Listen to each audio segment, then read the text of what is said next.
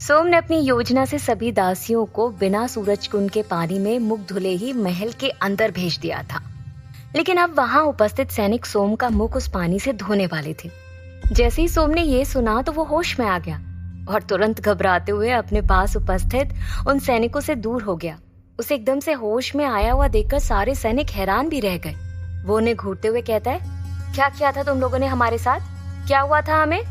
ऐसा कहते हुए उसने अपने हाथ पैर की तरफ देखा और जानबूझकर जोर जोर से चिल्लाते हुए रोने लगा और कहा, आज तक कभी भी किसी ने हमें बेहोश करने की कोशिश नहीं की और तुम लोगों ने इस उत्सव के बहाने न जाने हमारे साथ क्या क्या किया। हम तुम्हारी शिकायत करेंगे। हम अभी इस उत्सव के आयोजक को तुम्हारे बारे में बताते हैं। ये बोलकर सोम सीधे महल के अंदर घुसने लगा। महल के बाहर उपस्थित सभी लोग उसे देख रहे थे, लेकिन कोई भी कुछ समझ नहीं पाया कि वो ढोंग कर रहा है। उसे महल में जाते हुए देखकर बाहर खड़े सैनिकों ने एक बार फिर उसे रोकने की कोशिश की और कहा, हमने तुम्हारे साथ कुछ नहीं किया है। तुम अपने आप बेहोश हो गई थी, समझी? और बिना मुंह धुले हम तुम्हें महल के अंदर नहीं जाने दे सकते। उनकी बात सुनकर सोम ने अपनी कमर पर हाथ रखा और क्रोध में भड़कते हुए कहा, तुम सब होते कौन हो हमें रोकने वाले? बुलाओ इस उत्सव के आयोजक को। कहाँ है वो और कौन है वो? उसे भी तो पता चले कि उसके सैनिक क्या कर रहे हैं। सोम अब जोर जोर से चिल्ला रहा था, जिससे आसपास खड़ी स्त्रियां भी उसके पक्ष में आते हुए दिखाई दे रही थी। ये देख सैनिकों को अब डर लगने लगा था कि कहीं उन्हें सच में दोषी समझकर महारानी उन्हें दंड न दे दे और वहां आई सभी महिलाएं सोम की वजह से वहां से वापस न लौट जाएं। इस डर से उन्होंने सोम को बिना मुख धुले ही महल के अंदर जाने दिया। सोम ने अपने चेहरे पर शरारत भरी मुस्कान लिए उस उत्सव में प्रवेश किया। महल के अंदर आते ही वहां की साज सज्जा और रौनक देखकर तो सोम भी हैरान था। उस महल में चारों तरफ बड़े बड़े झूमर लगे थे जो दीपक की रोशनी से जगमगा रहे थे। सभी जगह मखमली कालीन बिछी हुई थी और हर एक युवती के लिए उनके पास एक दासी थी ताकि वो उसके मन का कार्य कर सके। सोम वहां चारों तरफ घूम घूम कर देख रहा था। जहाँ एक तरफ एक से बढ़कर एक पकवान बनाए जा रहे थे तो वहीं दूसरी तरफ सुंदर से सुंदर वस्त्र रखे थे जिसे लड़कियां अपने लिए पसंद कर रही थी। वहां स्त्रियों की पसंद की सभी चीजें उपस्थित थी। उनके मनोरंजन के लिए नर्तकियां भी बुलाई गई थी। सोम ने जब चारों तरफ देख लिया तो उसे कुछ भी ऐसा नजर नहीं आया जिस पर संदेह किया जा सके। तभी उसे वहां मधुमती नजर आई जो नर्तकियों के पास खड़े होकर उनका नृत्य देख रही थी। उसे देखकर सोम उसके पास जाने ही वाला था, लेकिन तभी वहां की एक दासी उसके पास आई और बोली, बताइए मैं आपकी क्या सहायता कर सकती हूँ? उसके सवाल पर सोम ने कुछ देर सोचा और फिर कहा, क्या आप हमें बता सकते हैं कि इस उत्सव का आयोजन किसने किया है? तो दासी ने कहा, जी नहीं, हम तो आज ही यहाँ काम करने आए हैं। इस उत्सव का आयोजन कौन कर रहा है हमें कुछ भी नहीं पता।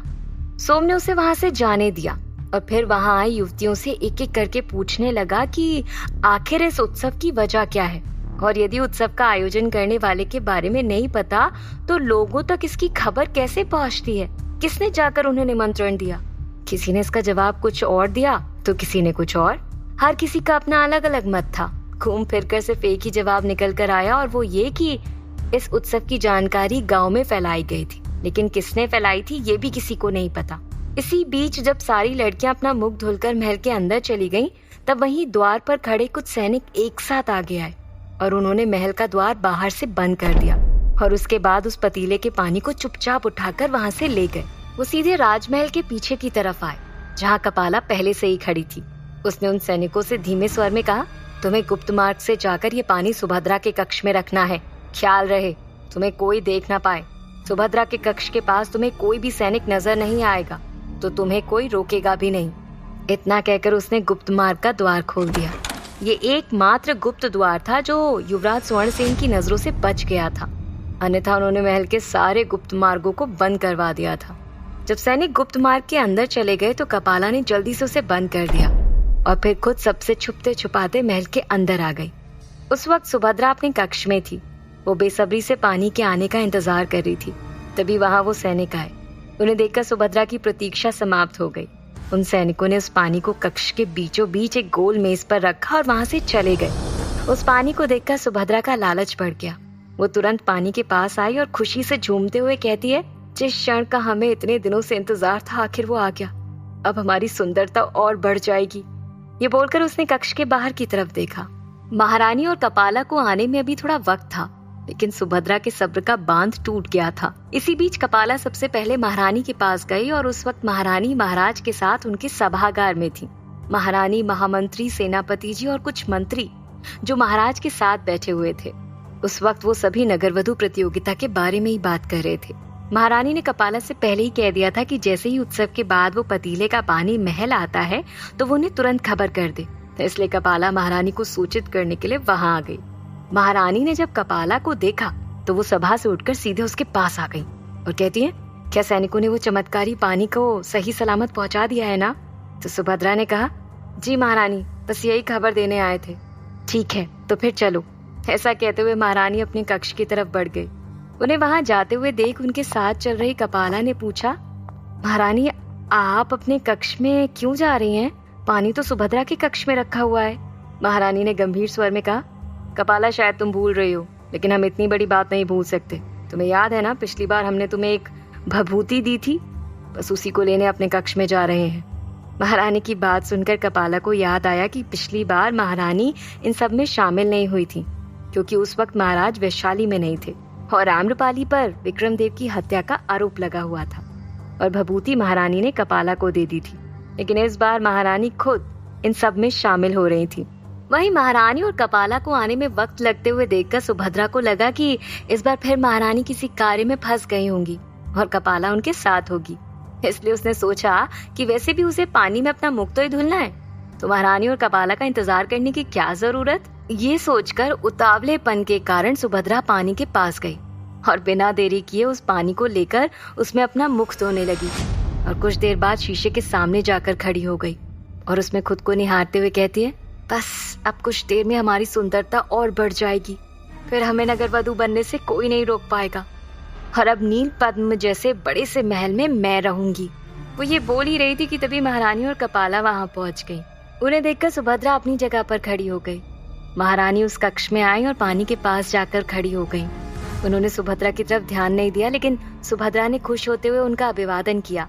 महारानी का ध्यान पानी पर था। उन्होंने सुभद्रा को अनसुना कर दिया और फिर अपने साथ लाई भभूति को पानी में मिला दिया। ये देखकर सुभद्रा को थोड़ा अजीब लगा। उसने अपने हाथ में रखे कपड़े से अपना मुख पोंछा और महारानी के पास जाकर खड़ी हो गई। उसने देखा कि पानी में जाते ही वो भभूति पूरी तरह से पानी में घुल गई। ये देखकर सुभद्रा ने असमंजस्य में आते हुए महारानी से पूछा, महारानी, ये आपने पानी में क्या मिलाया और क्यों मिलाया? तभी कपाला ने कहा, अरे सिद्ध बाबा की दी हुई भभूति के बारे में भूल गई क्या? सुभद्रा को इस बारे में बिल्कुल भी ध्यान नहीं था। तभी महारानी ने कहा, सुभद्रा, ये एक चमत्कारी भभूति है जिसे हमें सिद्ध बाबा ने दी थी। उन्होंने कहा था कि सूरज कुंड के पानी को चांद के प्रतिबिंब में रखने के बाद जितनी भी लड़कियां उसमें अपना मुख धुलेंगी, इस भभूति को डालने के बाद उनकी सारी सुंदरता इस पानी में आ जाएगी। जैसे ही महारानी ने ये कहा, सुभद्रा के पैरों तले जमीन खिसक गई। वो घबरा गई क्योंकि वो भभूति के बारे में भूल गई थी और उसने उस पानी में अपना मुख धो लिया था, जिसका मतलब साफ था कि सुभद्रा के चेहरे की सुंदरता भी अब उस पानी में आ जाएगी। उसे घबराता हुआ देखकर महारानी ने पूछा, तुम घबरा क्यों रही हो? तुम्हारी सुंदरता थोड़ी ना जा रही है इसमें। जिसने भी इसमें भभूति डालने से पहले अपना मुख धुला होगा, उसकी सुंदरता घटेगी। अब इस पानी में मुख धोते ही तुम्हारी सुंदरता दुगनी बढ़ जाएगी। महारानी की ये बात सुनकर सुभद्रा महारानी को बताना चाहती थी कि उसने क्या किया, लेकिन तभी उसे कुछ समझ नहीं आया और वो मनी मन खुद से कहती है, अरे सुभद्रा, तू घबरा क्यों रही है? अगर तेरी सुंदरता जा रही है तो इस पानी में मुख धोते ही सारी सुंदरता वापस भी तो आ जाएगी। और तू अकेली नहीं है जिसने इसमें मुख धुला है, काफी महिलाओं ने अपना मुख धोया है, तो सबकी सुंदरता मेरे अंदर आ जाएगी। इसलिए अब तू डर मत। मनी मन सुभद्रा खुद को दिलासा दे रही थी, लेकिन अब भी उसे ज्यादा भरोसा नहीं था। कहीं ना कहीं उसके मन में डर बैठ चुका था। तभी महारानी ने उससे मुख धोने के लिए कहा। सुभद्रा ने उनकी बात मानकर उस पानी में एक बार फिर से अपना मुंह धो लिया। महारानी और कपाला पूरी उत्सुकता से उसे देख रहे थे। जब सुभद्रा ने अपना मुख धो लिया तो महारानी ने कहा, सुभद्रा, एक बात का ध्यान रखना, लड़कियों का आभूषण उनकी सुंदरता होती है। यदि सुंदरता खत्म तो सब कुछ खत्म। इसलिए इस उपाय का हमेशा सम्मान करना, कभी भी कोई गलती मत करना। महारानी के इतना कहते ही सुभद्रा ने डर का एक घूंट पी लिया, क्योंकि अभी कुछ देर पहले क्या हुआ था बस वही जानती थी। महारानी ये बोल ही रही थी कि उन्होंने देखा कि सुभद्रा के चेहरे का रंग धीरे धीरे बदल रहा है। वो बोलते बोलते चुप हो गई और सुभद्रा से कहा, सुभद्रा, तुम्हारे चेहरे को क्या हुआ? ये निखरने की बजाय काला क्यों होता जा रहा है? कपाला ने भी जब महारानी की बात सुनी तो उसने भी सुभद्रा की तरफ देखा। सच में सुभद्रा का रंग फीका पड़ रहा था। कपाला कहती है, हाँ ये ऐसा क्यों हो रहा है? पिछली बार तो सुभद्रा का चेहरा तुरंत निखर गया था। महारानी और कपाला की बात सुनकर सुभद्रा और भी ज्यादा घबरा गई। उसने तुरंत जाकर अपना चेहरा शीशे में देखा। वो डर गई। उसने लड़खड़ाते हुए शब्दों में कहा, ऐसा कैसे हो सकता है? महारानी ने कपाला से पूछा, कपाला तुमने सुनिश्चित किया था ना, कहीं कोई चूक तो नहीं हुई ना? कपाला ने कहा, नहीं महारानी, हमने इस बात का पूरा ध्यान दिया था। पता नहीं इस बार इसका असर उल्टा कैसे हो रहा है। सुभद्रा ने गलती कर दी थी और ये बात सिर्फ वही समझ रही थी, लेकिन महारानी से वो ये सब कैसे कहे उसे समझ नहीं आ रहा था। तभी महारानी ने कहा, इस पानी का असर हुआ है या नहीं हमें कल सुबह तक ही पता चलेगा, इसलिए हमें प्रतीक्षा करनी होगी। ये बोलकर महारानी वहां से जाने वाली थी कि तभी सुभद्रा ने कहा, महारानी। महारानी चलते चलते रुक गई और कहती है, हाँ बोलो सुभद्रा। सुभद्रा सच बताना चाहती थी लेकिन वो डर गई थी। उसके चेहरे के भाव देखकर महारानी को संदेह हुआ और उसकी आंखों में झांकते हुए कहती है, हाँ बोलो सुभद्रा, क्या हुआ? सुभद्रा ने हिम्मत की और कांपते हुए स्वर में कहा, महारानी, हमने आपके आने से पहले एक बार पानी में अपना मुख धो लिया था। क्या? सुभद्रा की ये बात सुनते ही महारानी बौखला उठी। कपाला भी हैरान थी कि आखिर वो ऐसा कैसे कर सकती है। महारानी सुभद्रा पर एक के बाद एक अपने क्रोध के शोलों की बरसात करने लगी। ये क्या कर दिया तुमने सुभद्रा? तुम्हें पता भी है अब इसका अंजाम क्या होगा? सुभद्रा सुन्न पड़ चुकी थी। उसके हाथ पैर ठंडे पड़ चुके थे। उसकी स्थिति ऐसी थी जैसे महारानी की आवाज अब उसके कानों में नहीं जा रही। कपाला सुभद्रा से कहती है, तुम्हें पता है ना सुभद्रा कि सिद्ध बाबा ने क्या कहा था, गलती से भी कोई चूक ना हो जाए, और तुमने अपनी ही सुंदरता को इस पानी में धो दिया। सुभद्रा रोने लगी। उसने कहा, हमें लगा कि आप लोग नहीं आएंगे, इसलिए तुमने धैर्य नहीं रखा और तुमने अपना मुख धो लिया। महारानी ने भड़कते हुए कहा। जब महारानी को पता चला कि सुभद्रा सिर्फ पूर्णिमा की रात तक के लिए सुंदर रह सकती है तो वो सिद्ध बाबा के पास गई। सिद्ध बाबा ने उपाय बताया था कि हर पूर्णिमा की रात उसे सूरज कुंड के पानी से पूरे विधि विधान के बाद मुख धोना पड़ेगा, लेकिन किसी भी तरह उससे चूक ना हो जाए, अन्यथा वो हमेशा हमेशा के लिए कुरूप हो जाएगी।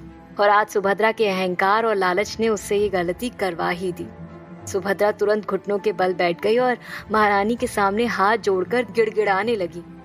हमें क्षमा कर दीजिए महारानी, परंतु कुछ कीजिए महारानी, कुछ कीजिए, अन्यथा हम किसी को मुख दिखाने के लायक नहीं रहेंगे। महारानी सुभद्रा से क्रोधित हो गई थी, इसलिए उन्होंने उससे अपना मुख फेर लिया। उन्होंने कठोर आवाज में कहा, तुमने न सिर्फ अपना बल्कि हमारा भी बहुत बड़ा नुकसान करवा दिया है सुभद्रा। महाराज को हम पर पूरा भरोसा था, इसलिए हमारे कहने पर उन्होंने ये प्रतियोगिता का आयोजन किया, लेकिन अब क्या करेंगे हम? क्या जवाब देंगे महाराज को जब तुम्हारा खराब चेहरा उनके सामने लेकर जाएंगे? एक काम भी तुमसे सही ढंग से ना हो सका तो क्या बनोगी तुम नगरवधू? तुम पर विश्वास करके इतना बड़ा दाव हमने खेल दिया। अब हमें अपने ऊपर ही दुख होता है कि हमने तुम्हारे ऊपर इतना बड़ा दाव क्यों खेला। अब हम क्या करेंगे प्रतियोगिता में? कहते हुए महारानी वहां से जाने लगी। तभी सुभद्रा ने महारानी के पैर पकड़ लिए और बिलखते हुए कहा, महारानी ऐसा मत कहिए, क्या होगा हमारा? हम विनती करते हैं आपसे महारानी, हमारी सहायता कीजिए। सुभद्रा के पैर पकड़ने की वजह से महारानी रुक गई और कहती हैं, अब हम कुछ नहीं कर सकते सुभद्रा। इतने दिनों की हमारी सारी मेहनत को तुमने एक झटके में बर्बाद कर दिया। हमारा मन तो कर रहा है कि। ये कहकर महारानी अपने क्रोध पर नियंत्रण लाते हुए कुछ सोचने लगी।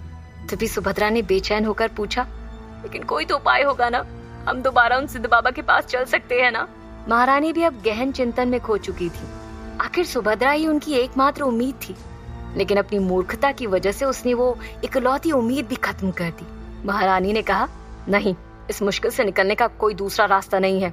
और अब तो सबसे बड़ा सवाल हम पर ये आ चुका है कि प्रतियोगिता वाले दिन हम क्या करेंगे, क्योंकि कोई भी पुरुष कुरूप नगरवधू को स्वीकार नहीं करेगा। अब क्या करेंगी महारानी? क्या अब ये प्रतियोगिता होगी? क्या सुभद्रा दोबारा सुंदर बन पाएगी? क्या आम्रपाली महारानी के इस रहस्य को जान पाएगी? जानने के लिए सुनते रहिए।